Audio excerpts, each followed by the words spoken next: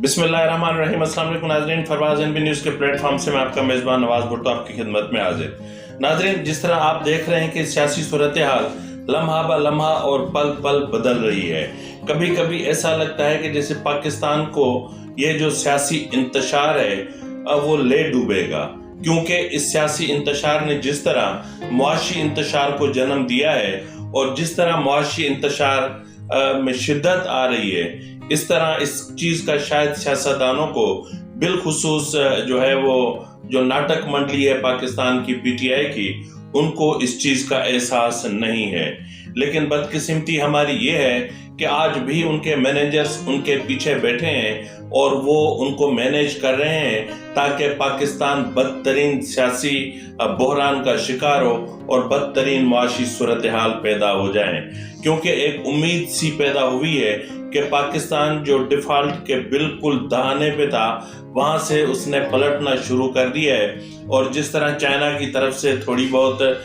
इमदाद मिली है या कर्ज मिला है, इसके बाद से एक ये भी तवक्को जाहिर की जा रही है कि जो स्टाफ लेवल का मुआहदा है वर्ल्ड बैंक के साथ IMF के साथ, तो वो भी जो है वो आने वाले आइंदा हफ्ते की एंड तक एक्सपेक्टेड है। तो जब IMF के साथ वो मुआहदा हो जाता है तो फिर इसमें कोई शक नहीं है कि वहां से मिलने वाला जो अमाउंट है वो इतना ज्यादा नहीं है, लेकिन उस अमाउंट के जरिए से हमारे लिए आलमी बिरादरी के जो हमारे दोस्त और ब्रादर ममालिक हैं, वहां से हमारे रास्ते खुल जाते हैं। IMF के प्रोग्राम में जाने से ही पाकिस्तान के लिए जो उनकी अपना मुआशी जो उसकी बहाली है उसका प्रोसेस शुरू होगा और फिर डॉलर की गिरावट शुरू होगी और हमारी अपनी करेंसी मुस्तहकम होना शुरू होगी। और उसके बाद ज़ाहिर है अब एक टैक्सेस का तूफान है, लेकिन इन चीज़ों को समझना है जो है वो हमारी पॉलिटिकल लीडरशिप को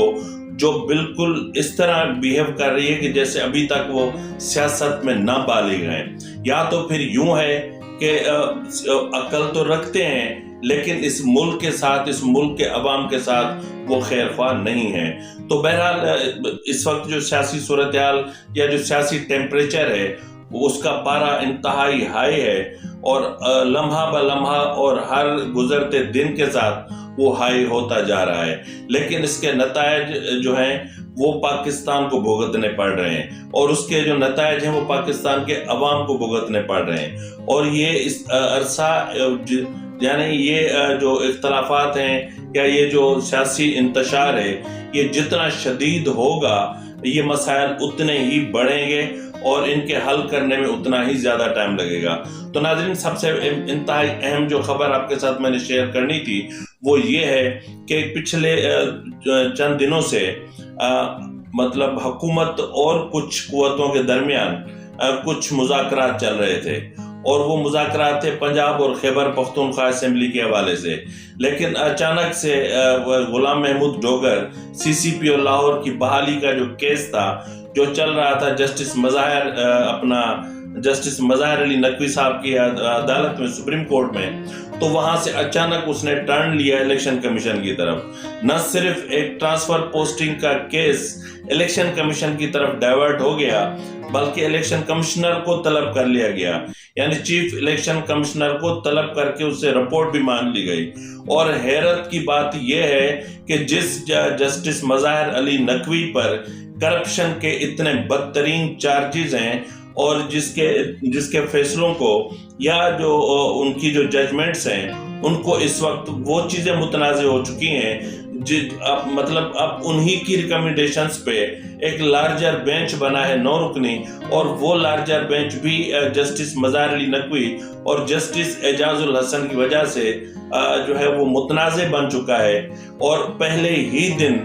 जो तनाज़ात खड़े हुए, यानी असेंबली की तहलील के जो आईनी पहलू हैं वो और उनकी बहाली, تو جس طرف میں آپ کو لے کر آنا چاہ رہا تھا وہ تھا کہ خیبر پختونخوا اور پنجاب اسمبلی کی بحالی۔ تو ناظرین، انتہائی اہم ذرائع کا کہنا ہے کہ جو پچھلے 2-3 دنوں سے مذاکرات کہیں چلے ہیں، مطلب بہت اعلیٰ سطح پر یہ مذاکرات چلے ہیں، تو وہاں کچھ چیزیں طے ہوئی ہیں، اور ان چیزوں میں یہ ہے کہ کیونکہ اس وقت تحلیل شدہ اسمبلی کو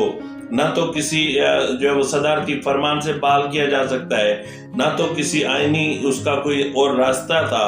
تو ایک ہی راستہ تھا کہ اس کو عدلیہ کے ذریعے سے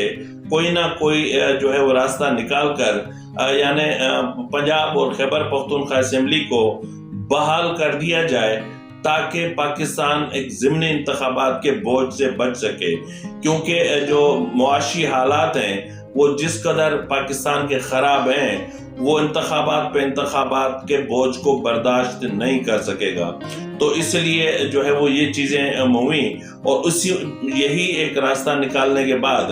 اس کیس کو ڈائیورٹ کر دیا گیا اپنا سپریم کورٹ کی طرف، اور سپریم کورٹ نے اچانک سے لارجر بینچ بنا دینا، یہ آپ کو بھی پتا ہے کہ یہ سارے ہمارے ملک میں جو فیصلے ہوتے ہیں اس طرح اچانک سے ہوتے ہیں، اور پھر یہ فیصلے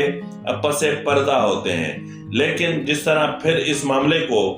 کنٹراورشل بنایا گیا ہے یا کنٹراورشل بنانے کی کوشش کی گئی ہے، اب دیکھنا یہ ہے کہ جو کل سماعت ہوتی ہے یا پھر جو پیر سے